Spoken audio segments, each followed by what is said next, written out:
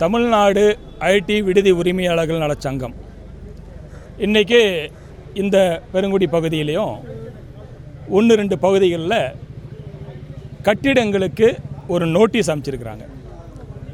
அந்த நோட்டீஸில் பார்த்திங்கன்னா எந்த விதமான இன்ஃபர்மேஷனும் கிடையாது. அந்த கடிதத்தில் அந்த ஃபர்ஸ்ட் ஆஃப் ஆல் மிகப்பெரிய தமிழ்நாடு தானே இது. தமிழ்நாடு அரசாங்கத்துலேருந்து வரக்கூடிய கடிதம் எந்த மொழியில் இருக்க வேண்டும்? எந்த மொழியில் இருக்க வேண்டும் சார்? ஆங்கிலத்தில் அமைச்சிருக்கிறாங்க. தமிழ்நாடுடைய அரசாங்கத்தில் இருக்க அரசு அதிகாரிகள் ஒரு கடிதத்தை ஆங்கிலத்தில் அமைச்சிருக்கிறாங்க. ஓகே, ஆங்கிலத்தில் எங்கள் அமைச்சிக்கிற கடிதத்துக்கான விளக்கம் நீங்களே அதை உங்களுக்கு ஒரு காப்பி கொடுக்குறேன், நீங்களே கூட படித்து பாருங்கள். Based on the information came to notice, எங்களுக்கு வந்த தகவலின் பிரகாரம் போட்டுட்டு ஒரு அட்ரஸை போட்டுட்டு, இந்த விலாசத்தில் நீங்கள் ஏற்கனவே கட்டியிருக்கிற கட்டிடம், இந்த அட்ரஸ்ஸு ஏற்கனவே கட்டியிருக்கிற கட்டிடம் அனுமதி பெறப்பட்டதா அல்லது டீவியேட் பண்ணப்பட்டதா? இது யாருக்கு தெரியணும்? ஒரு பில்டிங்கு அனுமதி பெறப்பட்டிருக்கிறதா அல்லது டீவியேட் பண்ணியிருக்காங்களான்னு சொல்லிட்டு யாருக்கு தெரியணும்? அரசு அதிகாரிகள் தெரியணும். இந்த நோட்டீஸில் கேட்குறாரு அவர், இது அனுமதி பெறப்பட்டதா அல்லது டீவியேட் செய்யப்பட்டதா? நீங்கள் எதுவாக இருந்தாலும் இதை பற்றின தகவலை 7 நாளைக்குள் எங்ககிட்ட இது பண்ணணும். இது எப்படின்னு கேட்டிங்கன்னா, ஒரு திருடனை பார்த்து நீ திருடன் தானே, நீ எங்கே திருடுன, என்ன திருடுனன்னு சொல்லிட்டு நீயே சொல்லிட்டு போ. யாருன்னா இந்த மாதிரி பண்ணுவாங்களா? இன்னொரு விஷயம், இன்னொரு விளக்கமும் சொல்கிறேன். இதுக்கு மீனிங் என்ன, இதுக்கு அர்த்தம் என்னன்னு கேட்டிங்கன்னா, ஒரு 2 வீலர் வச்சுருக்கேன் சார் நான். எனக்கு டிராஃபிக்கு போக்குவரத்து காவல்துறையிலேருந்து ஒரு லெட்டர் அனுப்புகிறாங்க. லெட்டரில் என்ன சொல்கிறாங்கன்னா, நீங்கள் TN14 AZ1234 நீங்கள் வண்டி வச்சுருக்கிறீங்க, இந்த வண்டிக்கு நீங்கள் தலைக்கவசம் அணிந்தீர்களா, நீங்கள் லைசன்ஸ் வச்சுருக்கிறீங்களா, இல்லை ரொம்ப ஓவர் ஸ்பீடு ஓட்டினீங்களா, இல்லை சரக்கு போட்டு ஓட்டினீங்களா, அப்படி என்பதை நீங்களாகவே போக்குவரத்து காவல் அதிகாரியிடம் சொல்லிவிட்டு ப்ரூவ் பண்ணிட்டு போகணும். இதுதானே இதுக்கு மீனிங். இவர் அரசாங்கத்துக்கு தெரியாதான், அரசு அதிகாரிக்கு தெரியாதான், என்னது டிவியேட் பண்ணாங்களான்னு தெரியாது, பிளானிங் அப்ரூவல் இருக்குதா இல்லையான்னு தெரியாது. ஆனால் என்ன சொல்கிறாரு, 7 நாளைக்குள் நீங்கள் தகவல் கொடுக்க வேண்டும் அப்படின்றாரு. சரி, okay. Point number 1. Point number 2, இந்த பகுதியிலேயே சென்னையிலேயே கூட பல கோடி பில்டிங் இருக்குது, பல லட்சம் பில்டிங் இருக்குது. ஒரு நோட்டீஸ் அனுப்புனாக்கா இந்த மாதிரி அனுப்பிச்சாக்க யாருக்கு அனுப்பணும்? எல்லாருக்குமே அனுப்பணும். விடுதிகளை மட்டும் டார்கெட் பண்ணி அனுப்பிச்சிருக்கிறாரு. நான் கேட்குறேன், என்னங்க சார் நீங்கள் விடுதிகளுக்கு மட்டும் அனுப்பிச்சிருக்கீங்களா, என்ன சார் காரணம்னு கேட்குறேன். அதுக்கு அவர் என்ன சொல்கிறாருன்னா, என் ஏரியாவில் ஹாஸ்டல் தான் அதிகமாக இருக்குது, அதனால் ஹாஸ்டலுக்கு அனுப்பிச்சு அப்படின்றாரு. ஹாஸ்டல் அதிகமாக இருக்க ஏரியாவில் வீடுகள் இருக்காதா? கமர்ஷியல் காம்ப்ளெக்ஸ் இருக்காதா? வேறு வீடுகள் தான்.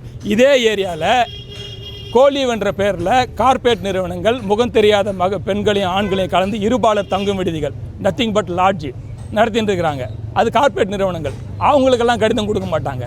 சாதாரணமாக ஒரு 40 பேர் 50 பேரை வச்சு நாங்கள் தொழில் பண்ணிட்டு இருக்கோம் பாருங்கள். எங்களுக்கு இந்த கடிதத்தை கொடுத்து மிரட்டி பார்க்கிறார்கள். நமது மரியாதைக்குரிய மாநகராட்சி ஆணையர் அவர்கள் ஒரு சுற்றறிக்கை அனுப்பினார்.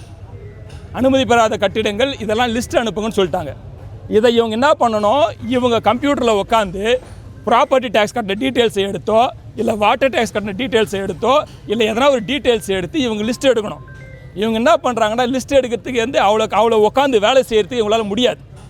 உட்காந்து வேலை செய்ய முடியாத காரணத்தினால பொதுவாக என்ன பண்ணிட்டாங்க, இந்த பக்கத்தில் கண்ணிலலாம் அங்கங்கே ஹாஸ்டல் தெரியுது, ஒரு 50 ஹாஸ்டல் நோட்டீஸ் கொடுத்தோம்னா அந்த 50 ஹாஸ்டல்காரன் எதனா தகவல் கொடுத்தான்னா இந்த தகவலை கமிஷனர் ஐயா கொடுத்துடலாம். கமிஷனர் ஐயாவுக்கு இந்த தகவல் போகணும். இவர்கள் வேலை செய்யாமல் உட்கார்ந்து கொண்டே விடுதிகளை மட்டும் டார்கெட் பண்ணி லிஸ்ட்டை கொடுக்கறதுக்காக இந்த வேலையை பண்ணியிருக்காங்க. நாங்களும் ஒரு 50 பேர் கடிதம் கொடுத்தோம், அவங்க இதெல்லாம் பண்ணிட்டுருக்கிறாங்கன்னு சொல்லிட்டு விடுதிகளை மட்டும் கேட்டாக்கா ஒரு அரசு அதிகாரி, ஒரு சாதாரண மக்கள் உள்ளே போகிறாங்க சார், உக்காருங்கன்னு சொல்ல முடியல. மரியாதைக்குரிய முதல்வர் என்ன சொல்லுகிறார், அவர் மீது மிகப்பெரிய நம்பிக்கையோடு இந்த இளைஞர் பட்டாளம் பாருங்கள், எல்லாமே இந்த விடுதிகளை வச்சுக்கிறவங்க எல்லாம் பாருங்கள், இளைஞர்கள், வயசான அம்மாங்க. தமிழ்நாடு முதலமைச்சரை என் புள்ள மாதிரின்னு சொல்லி ஓட்டு போட்டவங்க, தமிழ்நாடு முதலமைச்சரை எங்கள் அண்ணன் மாதிரின்னு நினச்சி ஓட்டு போட்டவங்களாம் இருக்காங்க. இங்கே தமிழ்நாடு முதலமைச்சரை என்னுடைய தலைவர்னு போட்ட இந்த இளைஞர்லாம் இருக்காங்க. இத்தனை லட்சம் பேர் இங்கே இருக்கிறாங்க. இவங்களுக்கெல்லாம் மிரட்டுற மாதிரி மன உளைச்சல். இன்னொரு முக்கியமான விஷயம் சார், இந்த கடிதத்தில் பாருங்கள் சார், நீங்கள் பாருங்கள் சார், 2 அட்ரஸ் யாருக்கு சார் போட்டிருக்கு? 2 அட்ரஸ் எதனா இருக்கா பாருங்கள் சார். ஓனர் அண்ட் டெவலப்பர்னு யாருன்னு பேர் இருக்குமா சார்? ஓனர் ஆர் டெவலப்பர் இப்படி பேர் இருக்குமா? இந்த மாதிரி ஒரு பேரை போட்டு இவர் என்ன பண்ண போகிறாரு, அடுத்தடுத்த லெட்டர் அனுப்பிச்சு விடுதிகளை லாக் அண்ட் சீல் வைக்கிறேன்றாரு. லாக் அண்ட் சீல் வைத்தால் குறித்து வைத்துக் கொள்ளுங்கள், தமிழ்நாட்டில் இருக்கக்கூடிய 20 லட்சம் விடுதிகளையும் நாங்கள் காலவரையற்று மூடுவோம். மூடினாக்கா 20,000 விடுதிகள், 20 லட்சம் பேர் ரோட்டில் நிற்பாங்க. என்ன சட்டம் ஒழுங்கு சீர்கணும்? ஏன்னா நேற்றுக்கு ஒரு விஷயம் நடந்திருக்குதே ஓஎம்ஆர் சாலையில். ஒரு ஹாஸ்டலுக்குள்ளே போயிட்டு ஒரு லோக்கல் ரவுடிங்களை உள்ளே புந்து அடிக்கிறாங்க. அதையும் நாங்கள் இன்றைக்கி அந்த காவல்துறையிட்ட சொல்லியிருக்கோம். அவங்க எஃப்ஐஆர் போடுறாங்கன்னு சொன்னதுனால, ரிமாண்ட் பண்ணுறான்னு சொல்கிறதுனால விட்டுட்டு வந்திருக்கோம். இல்லைன்னா அதுக்கும் போராட்டம் நடத்தியிருப்போம். இந்த மாதிரி நாங்கள் இளைஞர்களையும் இளம் பெண்களையும் கிராமத்து மக்களுக்காக போராடி கொண்டிருக்கிறோம். வியாபாரம் இல்லை, 60% கூட இல்லை, 60% 40 வேக்கன்சியில் இருக்கிறோம். சாப்பாடு கொடுக்க முடியல, கேஸ் வாங்க முடியல, அடுப்பு மரக்கட்டையை வச்சு நாங்கள் தோல் பண்ணிட்டு இருக்கிறோம். ஏன் சார் எங்களையே அவ்வளோ பாவப்பட்ட ஜென்மங்களா சார் நாங்கள் விடுதிகள் நடத்துகிறவங்க? நாங்கள் என்ன பண்ணுறோம் அந்த சமுதாயத்துக்கு? நல்ல கிராமத்திலேருந்து வர மக்களை வந்து வாழ்க்கையில் முன்னேறதுக்கு 24 மணி நேரம் 360 நாள் உழைச்சின்னு இருக்கோம் சார். இதை தமிழ்நாடு முதலமைச்சருக்கு போய் சேரணும். இது கோர்ட் ஆர்டர் இருக்குது சார். இன்னொரு முக்கியமான விஷயம், justice Krishnan Ramasamy hostel building எல்லாம் வந்து டொமஸ்டிக்னு சொல்லிட்டு தீர்ப்பே கொடுத்துட்டார் சார். 2025 ஹாஸ்டல் பில்டிங் அவர் என்ன இப்போ அவர்கிட்ட காமிச்சா என்ன சொல்கிறாருன்னா, எத்தனை பில்டிங் கொடுத்துருக்காரு அவருன்னு கேட்குறாரு. எத்தனை பில்டிங் அவர் கொடுத்துருக்கான்னு கேட்குறாரு. ஒரு ஜஸ்டிஸு மொத்தமாக வந்து விடுதிகளில் தங்குறதெல்லாம் வந்து அடிப்படை தேவையில்லாத மக்கள் தங்குறாங்க, அது வந்து ரெசிடென்சியல் தான், அது கமர்ஷியல் பில்டிங் இல்லைன்னு கொடுத்துருக்காருன்னு கேட்டாக்கா, எத்தனை பில்டிங் வந்துருக்குறாங்க, அப்போ நீங்கள் ரிட்டு போட வேண்டியதானே, நீங்கள் போக வேண்டியதானேன்னு சொல்லிட்டு கொஞ்சம் அவருக்கான திமிரோடவே பதில் சொல்லுகிறார். அதான் எங்களுக்கு புரியல. எதுக்குமே பதில் வந்து பார்த்தீங்கன்னா, நீங்கள் யார், நீங்கள் என்ன பண்ண முடியும் சார்? இப்போ அரசு அதிகாரிகளுக்கெல்லாம் இருக்கிற விஷயம்னா தெரியுங்களா சார்? சட்டமன்ற உறுப்பினர் புதியவர், அமைச்சர் பெருமக்கள் புதியவர்கள், எல்லாருமே புதியவங்க. இவங்க என்ன நினச்சிட்டு இருக்காங்கனாக்கா, நம்ம என்ன ஆட்டம் போட்டாலும், நம்ம என்ன பண்ணாலும் புதுசாக வந்துக்கிற எம்எல்ஏக்கு தெரியாத போகுது, புதுசாக வந்துக்கிற அமைச்சருக்கு தெரியாத போகுது, புதுசாக வந்துக்கிற எல்லாருக்கும் தெரியாத போகுதுன்னு சொல்லிட்டு இவர்களாக சட்டத்தை கையில் எடுத்துக்கொண்டு இது போன்ற கடிதங்களை அனுப்பிச்சு கொண்டிருக்கிறார்கள். எங்களை பொறுத்த வரைக்கும் அரசாங்கம் சிறப்பான அரசாங்கம். முதல்வருக்கு நாங்கள் பாராட்டை தெரிவித்துக்கிறோம். நாங்கள் என்ன நாங்கள் ஒரு சில விஷயங்களாக கோரிக்கை வச்ச உடனே பண்ணி கொடுத்தாரு. ஆனால் இது போன்ற அதிகாரிகளை களை எடுத்தால் மட்டுமே இந்த அரசாங்கத்திற்கு அவர் மீது நம்பிக்கை வைத்து வாக்களித்த இத்தனை ஆயிரம் பேருக்கும் ஒரு நிம்மதி இருக்கும்.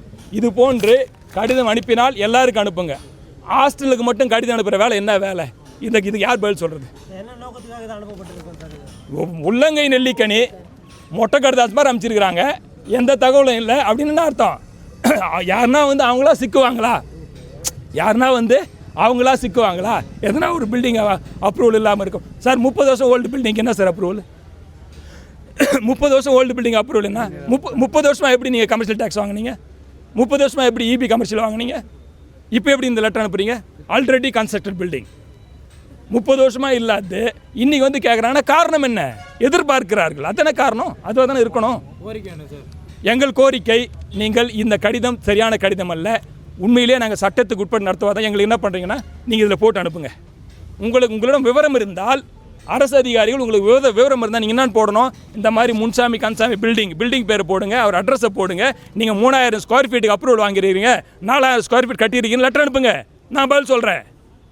நீங்கள் இந்த சோன்ஸோ அட்ரஸில் மிஸ்டர் குமாரசாமி, நீங்கள் வந்து இந்த இடத்துல வந்து நீங்கள் அப்ரூவல் வாங்காமல் பில்டிங் கட்டியிருக்கீங்கன்னு அப்படி லெட்டர் போடுங்க. நான் பதில் சொல்கிறேன். எதுவுமே இல்லாமல் மொட்டை கடிதாஸ் போடுறது, அரசு அதிகாரிகள் மொட்டை கடிதாஸ் போடலாமா? இது மொட்டை கடிதாஸ் தானே? அட்ரஸ் எல்லாம் போட்டு அதுக்கு பேர் என்ன? அனானியஸ் தானே? இதுதான் எங்கள் கோரிக்கை. மாண்புமிகு தமிழ்நாடு முதலமைச்சர் அவருக்கும் அமைச்சர் பெருமக்களுக்கும் மரியாதைக்குரிய தமிழ்நாடு சென்னை மாநகராட்சி ஆணையர் அவர்களுக்கும் எங்கள் வேண்டுகோள், ஐயா, விடுதிகளை மட்டும் குறிவைத்து இது போன்ற வேலைகளை இந்த கடைநிலை ஊழியர்கள் செய்து கொண்டிருக்கிறார்கள்.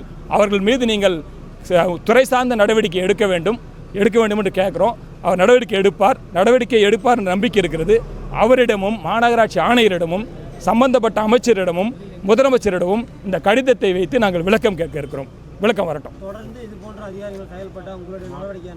போராட்டம் தான் சார். இப்போ இன்றைக்கி வந்து இங்கே தான் போராடணும். நாளைக்கு என்ன பண்ணுவோம்? வீதியில் இறங்கி போராடுவோம். வீதியில் போராடாமல் ஏன்னா போராடி தான் நாங்கள் சிம்பிள் கவுலேருந்து எளிமையாலுமே எல்லாமே நாங்கள் பெற்றோம். இன்னொரு போராட்ட களத்தை இவர்கள் உருவாக்குகிறார்கள். ஆனால் விடுதி உரிமைகள் போராடினால் நாடு தாங்காது. 20,000 விடுதிகள் இருக்குது. 20 லட்சம் பேர் இருக்காங்க தமிழ்நாடு ஃபுல்லாக. Ladies, gents, working women's, men's, மாணவர் எல்லாம் இருக்கிறாங்க. ஒரே ஒரு நாள் நாங்கள் மட்டும் எங்கள் மூடாத கதவுகளுக்கு சொந்தக்காரர்கள் போலீஸ் ஸ்டேஷன் ஒன்று, ஹாஸ்பிட்டல் ஒன்று, அதை விட்டால் எங்கள் விடுதிகள் சார். எங்கள் கதவுகளை நாங்கள் மூடுறதே இல்லை.